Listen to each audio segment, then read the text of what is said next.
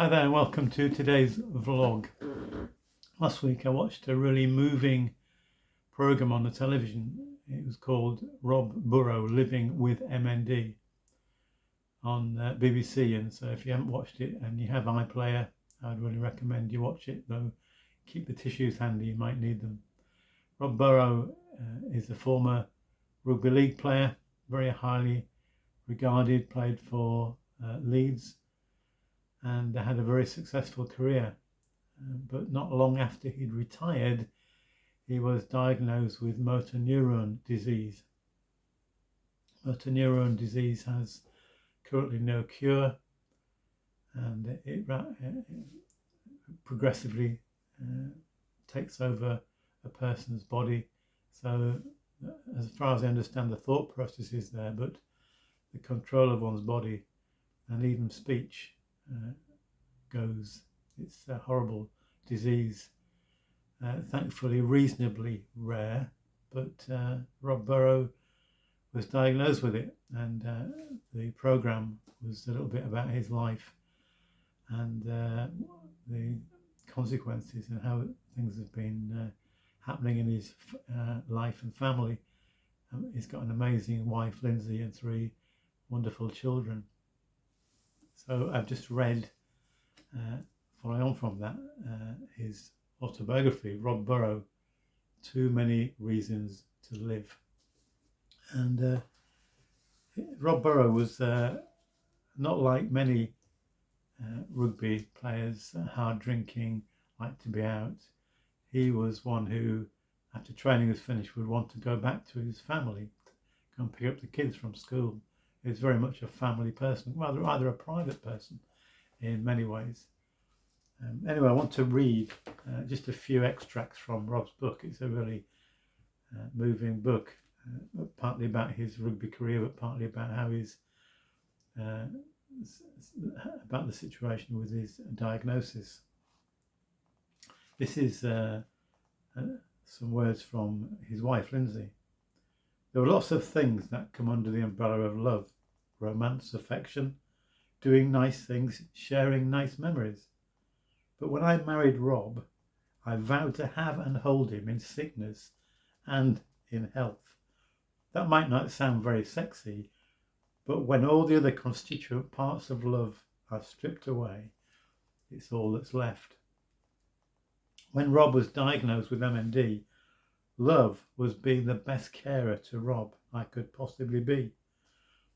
Excuse me, just as I knew Rob would have been for me. When you love and care about someone, your priority is to make them happy, whatever the circumstances. And as long as Rob and the kids are happy, then so am I. And isn't that a wonderful expression and insight into what true love is? It's not about how I can be more happy or more content. It's about making the person we love more happy and content to do what we can to support and encourage them.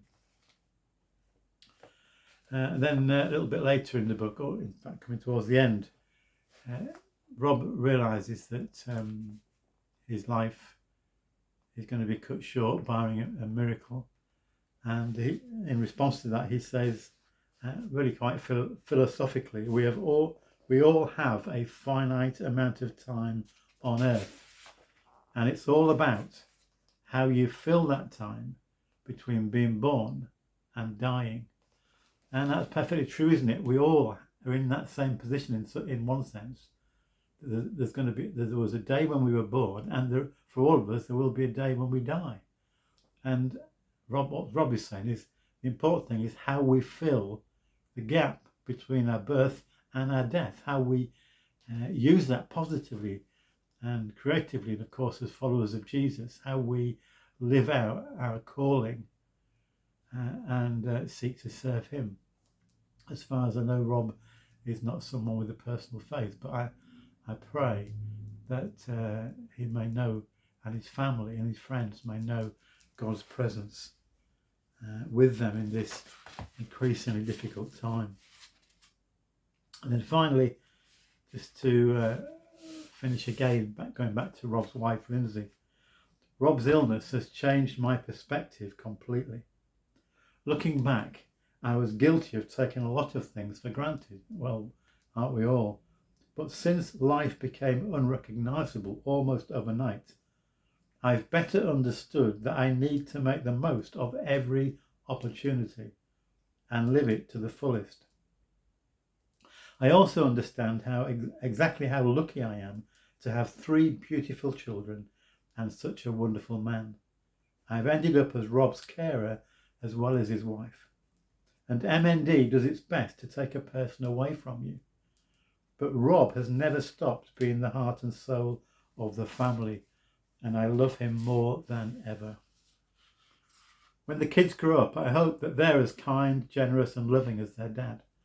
I hope they'll always be able to draw inspiration from his determination and dignity.